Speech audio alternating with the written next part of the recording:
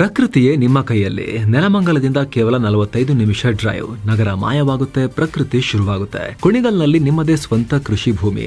Marks Estate presents Max Terrahill manage farm land. ನಿಮ್ಗೆ 0 stress, 100% piece. September 13 ಮತ್ತು 14 launch. ಹೆಚ್ಚಿನ ಮಾಹಿತಿಗೆ ಡಿಸ್ಕ್ರಿಪ್ಷನ್ ಹಾಗೂ ಪಿನ್ ಕಾಮೆಂಟ್ ಚೆಕ್ ಮಾಡಿ.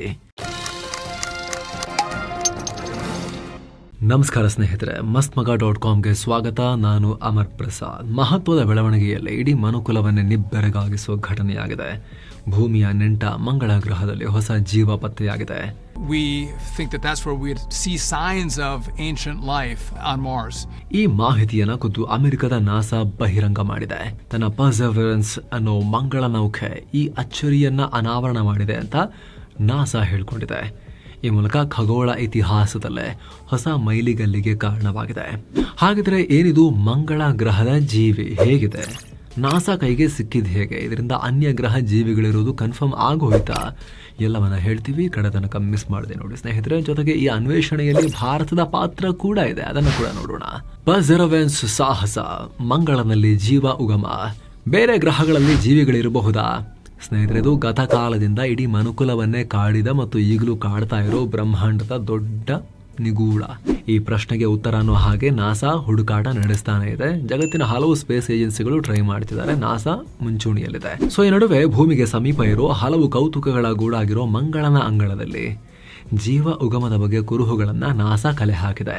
ಆದ್ರೀಗ ನೀವು ಅಂದ್ಕೊಂಡಿರುವ ಹಾಗೆ ಭೂಮಿಯಲ್ಲಿರುವಂತಹ ಜೀವಿಗಳಲ್ಲ, ಜೀವ ರಚನೆಯ ಕುರುಹುಗಳು, ಲೈಫ್ ಸಿಗ್ನೇಚರ್ಸ್.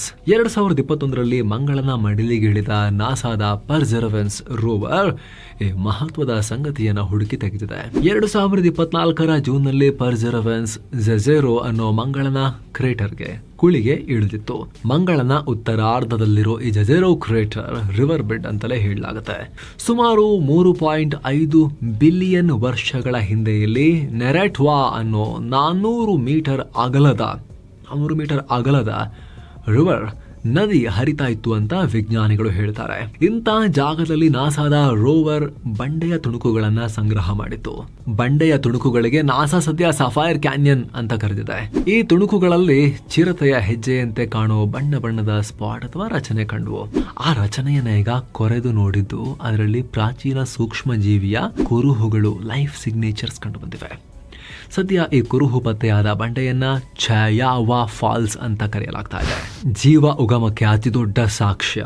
ಇದೇನಿದು ಕೇವಲ ಒಂದು ಕಲ್ಲಿನ ಪುಡಿ ನೋಡಿ ಜೀವಿ ಅಂತಿದಾರಲ್ಲ, ನಾಸಾದವರಿಗೆ ಏನಾಗ್ಬಿಟ್ಟಿದೆ ಅನ್ನೋ ಪ್ರಶ್ನೆ ನಿಮ್ಮ ಮನಸ್ಸಲ್ಲಿ ಮೂಡಬಹುದು. ಆದ್ರೆ ಸ್ನೇಹಿತರೆ, ಅದಕ್ಕೂ ದೊಡ್ಡ ಕಾರಣ ಇದೆ, ಸುಮ್ಮನೆ ಅಲ್ಲ. ಇದು ಸಾಮಾನ್ಯ ಕಲ್ಲಲ್ಲ. ಭೂಮಿಯಲ್ಲಿ ಸೂಕ್ಷ್ಮಾಣು ಜೀವಿಗಳ ಚಟುವಟಿಕೆಯಿಂದ ಉಂಟಾಗುತ್ತಲ್ಲ, ಅಂತಹದ್ದೇ ಕೆಮಿಕಲ್ ಕಾಂಪೋಸಿಷನ್ ಹೊಂದಿರೋ ಕಲ್ಲಿನ ಮಾದರಿ ಸಿಕ್ಕಿದೆ. ಪದರ ಶಿಲೆಯ ವಿನ್ಯಾಸ ಹೊಂದಿರೋ ಈ ಕಲ್ಲಿನ ಮಾದರಿಯಲ್ಲಿ ಆರ್ಗ್ಯಾನಿಕ್ ಕಾರ್ಬನ್, ಐರನ್ ಫಾಸ್ಫೇಟ್ ಮತ್ತು ಐರನ್ ಸಲ್ಫೈಡ್ ರಾಸಾಯನಿಕ ಮಿಶ್ರಣ ಇರೋದು ಕಂಡು ಬಂದಿದೆ. ಸಾಮಾನ್ಯವಾಗಿ ಭೂಮಿಯಲ್ಲಿ ಕೆರೆ ಮತ್ತು ಸರೋವರಗಳಲ್ಲಿ ಇಂಥ ಕಲ್ಲು ಕಂಡು ಬರುತ್ತೆ. ಪ್ರಾಣಿ ಸಸ್ಯಗಳ ಜೈವಿಕ ವಸ್ತು ಕೊಳೆತು ಕೆರೆಯ ಮಣ್ಣಲ್ಲಿ ಸೇರಿರುತ್ತೆ. ಸಾಮಾನ್ಯವಾಗಿ ಮಣ್ಣಲ್ಲಿ ಆಕ್ಸಿಜನ್ ಇರಲ್ಲ. ಹೀಗಾಗಿ ಸೂಕ್ಷ್ಮಾಣು ಜೀವಿಗಳು ಜೈವಿಕ ವಸ್ತುಗಳಲ್ಲಿರುವ ಐರನ್ ಮತ್ತು ಸಲ್ಫೇಟ್ ಅಂಶ ಹೀರೋಕ್ ಶುರು ಮಾಡ್ತವೆ. ಈ ವೇಳೆ ಅದರಲ್ಲಿ ತುಕ್ಕು ಹಿಡಿದ ಹಾಗಿದ್ದ ಕಬ್ಬಿಣದ ಅಂಶ ಕರಗುವ ಕಬ್ಬಿಣವಾಗಿ ಬದಲಾಗುತ್ತೆ. ನಂತರ ಫಾಸ್ಫೇಟ್ ಜೊತೆ ಸೇರಿ ನೀಲಿ ಬಣ್ಣದ ಐರನ್ ಫಾಸ್ಫೇಟ್ ಅಥವಾ ವೆವಿಯನೈಟ್ ಖನಿಜವಾಗಿ ರೂಪಾಂತರ ಆಗುತ್ತೆ. ಅದೇ ರೀತಿ ಸಲ್ಫೇಟ್ ಕೂಡ ಐರನ್ ಸಲ್ಫೈಡ್ ಅಥವಾ ಗ್ರೀಗೈಟ್ ಆಗಿ ಬದಲಾಗುತ್ತೆ. ಈ ರಾಸಾಯನಿಕ ಪ್ರಕ್ರಿಯೆ ಸಣ್ಣ ಪ್ರಮಾಣದ ಮಣ್ಣಿನ ಪಾಕೆಟ್ ನಲ್ಲಿ ಆಗೋದ್ರಿಂದ ಈ ಜಾಗದಲ್ಲಿ ರಚನೆಯಾಗಿರೋ ಕಲ್ಲುಗಳಲ್ಲಿ ಬಣ್ಣ ಬಣ್ಣದ ಸ್ಪಾಟ್ಗಳು ಸೃಷ್ಟಿಯಾಗಿರ್ತವೆ. ಈಗ ಮಂಗಳನ ಮೇಲೂ ಕೂಡ ಸೇಮ್ ಅಂತಹದ್ದೇ ರಚನೆ, ಅಂತಹದ್ದೇ ಕೆಮಿಕಲ್ ಕಾಂಪೋಸಿಷನ್ ಹೊಂದಿರೋ ಕಲ್ಲು ಸಿಕ್ಕಿದೆ. ಕೆಲವೊಮ್ಮೆ ವಿಪರೀತ ತಾಪಮಾನ ಹಾಗೂ ಅಸಿಡಿಕ್ ಕಂಡೀಷನ್ ಇಂದ ಕೂಡ ಇಂತಹ ಕಲ್ಲು ಸೃಷ್ಟಿಯಾಗಬಹುದು. ಆದ್ರೆ ಛಯಾವಾ ಫಾಲ್ಸ್ ಕಲ್ಲು ಸಿಕ್ಕಿರೋ ಬ್ರೈಟ್ ಏಂಜಲ್ ಜಾಗದಲ್ಲಿ ಹೈ ಟೆಂಪರೇಚರ್ ಆಗಲಿ ಅಸಿಡಿಕ್ ಕಂಡೀಷನ್ ಆಗಲಿ ಇಲ್ಲ. ಹೀಗಾಗಿ ಸೂಕ್ಷ್ಮಾಣು ಜೀವಿಗಳಿಂದಲೇ ಈ ಕಲ್ಲು ರಚನೆಯಾಗಿದೆ ಅನ್ನೋ ತೀರ್ಮಾನಕ್ಕೆ ಸೈಂಟಿಸ್ಟ್ಗಳು ಬರ್ತಾ ಇದ್ದಾರೆ. ಇದೇ ಕಾರಣಕ್ಕೆ ನಾಸಾದ ಚೀಫೆ ಸೀನ್ ಡಫಿ ಮಂಗಳ ಗ್ರಹದಲ್ಲಿ ಜೀವ ಇದೆ ಅಂತ ಹೇಳೋದಕ್ಕೆ ಇದು ಅತ್ಯಂತ ಹತ್ತಿರದ ಕ್ಷಣ ಅಂತ ಹೇಳಿಕೆಯನ್ನು ಕೊಟ್ಟಿರೋದು. ಆದರೆ ನಾಸಾ ಇತಿಹಾಸದಲ್ಲೇ ಇದು ಅತಿ ದೊಡ್ಡ ಮೈಲುಗಲ್ಲು ಅಂತ ನಾಸಾ ಸಂಭ್ರಮಿಸ್ತಿರೋದು ಈ ಕಾರಣಕ್ಕೇನೆ. ಸುದೀರ್ಘ 1 ವರ್ಷ ಈ ಕಲ್ಲಿನ ಮಾದರಿಯನ್ನ ಸ್ಟಡಿ ಮಾಡಿ ಈ ಅಭಿಪ್ರಾಯಕ್ಕೆ ಬಂದಿದ್ದಾರೆ. ಸಡನ್ ಆಗಿ ನೋಡಿದ ತಕ್ಷಣ ಕತೆ ಹೊಡೆದಿಲ್ಲ. ಸದ್ಯ ಇನ್ನೂ ಕೂಡ ಅಧ್ಯಯನ ಮುಂದುವರೆದಿದೆ. ಮುಂದಿನ ದಿನಗಳಲ್ಲಿ ಈ ಸ್ಯಾಂಪಲ್ ನ ಭೂಮಿಗೆ ತಗೊಂಡ್ಬಂದು ಇನ್ನಷ್ಟು ಆಳವಾಗಿ ಪರಿಶೀಲನೆ ಮಾಡಲಾಗುತ್ತೆ. ಆಶ್ಚರ್ಯ ಏನಲ್ಲ ಸ್ನೇಹಿತರೆ, ಸದ್ಯ ಮಂಗಳನಲ್ಲಿ ಜೀವ ಜೀವ ಸಂಕೇತದ ಬಯೋಸಿಗ್ನೇಚರ್ಗಳು ಸಿಕ್ಕಿವೆ. ಮುಂದಿನ ದಿನಗಳಲ್ಲಿ ನೇರ ಪುರಾತನ ಜೀವಿಗಳ ಪಳೆಯುಳಿಕೆ ಸಿಕ್ಕರೂ ಕೂಡ ತುಂಬಾ ಆಶ್ಚರ್ಯ ಪಡಬೇಕಾಗಿರೋದೇನೂ ಇಲ್ಲ. ಯಾಕಂದ್ರೆ ಇಡೀ ಸೌರಮಂಡಲದಲ್ಲೇ ಮಂಗಳ ನಮ್ಮ ಭೂಮಿಗೆ ಅತ್ಯಂತ ಹತ್ತಿರದಲ್ಲಿ ಹೋಲಿಕೆಯಾಗುವಂತ ಗ್ರಹ. ಸೃಷ್ಟಿಯ ಆರಂಭದಲ್ಲಿ 2 ಗ್ರಹಗಳು ಹೆಚ್ಚು ಕಮ್ಮಿ ಸೇಮೇ ಇದ್ವು. ಮಂಗಳನಲ್ಲೂ ಕೂಡ ನೀರಿತ್ತು, ಪೂರ್ಣ ಪ್ರಮಾಣದ ಅಟ್ಮಾಸ್ಫಿಯರ್ ಇತ್ತು, ವಾಯುಮಂಡಲ ಇತ್ತು. ಕಾಲಕ್ರಮೇಣ ಸೂರ್ಯನ ಶಾಖಕ್ಕೆ ಅದೆಲ್ಲ ಆವಿಯಾಯಿತು.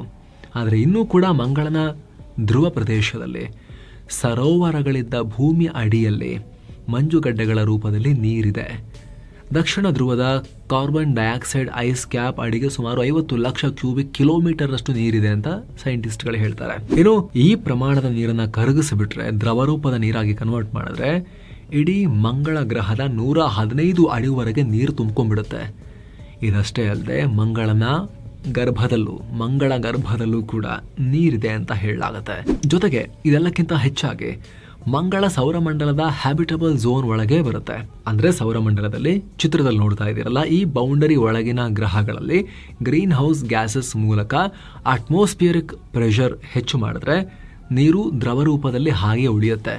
ಅಲ್ಲದೆ ಮಂಗಳನ ವಾತಾವರಣ ಹಾಗೂ ಮಣ್ಣಿನಲ್ಲಿ ಜೀವ ಉಗಮಕ್ಕೆ ಮುಖ್ಯವಾಗಿ ಬೇಕಾದ ನೈಟ್ರೋಜನ್, ಆಕ್ಸಿಜನ್, ಹೈಡ್ರೋಜನ್, ಸಲ್ಫರ್ನಂತಹ ಮೂಲ ಧಾತುಗಳು ಕೂಡ ಇದಾವೆ. ಹೀಗಾಗಿ ಸದ್ಯ ಮಂಗಳನ ನೆಲದಲ್ಲಿ ಸರ್ಫೇಸ್ ಮೇಲೆ ಯಾವುದೇ ಜೀವಿಗಳಿಲ್ಲದೆ ಇದ್ರೂ ಕೂಡ ಸ್ವಲ್ಪ ಒಳಗಡೆ, ಕೆಳಗಡೆ, ಮೇಲ್ಪದರದ ಒಳಗಡೆ ಮಂಗಳನ ನೆಲದಲ್ಲಿ ಸೂಕ್ಷ್ಮಾಣು ಜೀವಿಗಳಾದರೂ ಇದ್ದೇ ಇರಬಹುದು ಅಂತ ವಿಜ್ಞಾನ ವಲಯ ಗಟ್ಟಿಯಾಗಿ ನಂಬಿಕೊಂಡಿದ್ದಾರೆ. ಇದೇ ಕಾರಣದಿಂದ 60ರ ದಶಕದಿಂದ ಇಲ್ಲಿವರೆಗೆ ಮಂಗಳನ ಮೇಲೆ 50ಕ್ಕೂ ಅಧಿಕ ಸ್ಪೇಸ್ ಕ್ರಾಫ್ಟ್ಗಳನ್ನ ಸಂಶೋಧನೆಗೆ ಮಂಗಳನ ಕಡೆಗೆ ಕಳಿಸಲಾಗಿದೆ. ಭಾರತ ಕೂಡ ತನ್ನ ಮೊದಲ ಪ್ರಯತ್ನದಲ್ಲೇ ಮಂಗಳಯಾನ ಆರ್ಬಿಟರ್ ಕಳಿಸಿತ್ತು ಸುತ್ತ ತಿರುಗಕ್ಕೆ. ಮಂಗಳನ ಅನ್ವೇಷಣೆಗೆ ಭಾರತದ ನೆರವು. ಸ್ನೇಹಿತರೆ, ಈ ಮಹಾ ಅನ್ವೇಷಣೆಗೆ ಭಾರತದ ನಂಟು ಕೂಡ ಇದೆ. ಈ ಸ್ಯಾಂಪಲ್ನ ಸ್ಟಡಿ ಮಾಡಿ ಪಬ್ಲಿಷ್ ಮಾಡಿರೋರಲ್ಲಿ 5 ಭಾರತೀಯ ಹಾಗೂ ಭಾರತ ಮೂಲದವರಿದ್ದಾರೆ. ಸಂಜೀವ್ ಗುಪ್ತಾ ಅನ್ನೋ ಭೂವಿಜ್ಞಾನಿ ಈ ಬಯೋಸಿಗ್ನೇಚರ್ ಅನಲೈಸ್ ಮಾಡೋದ್ರಲ್ಲಿ ಮುಖ್ಯ ಪಾತ್ರ ನಿಭಾಯಿಸಿದ್ದಾರೆ.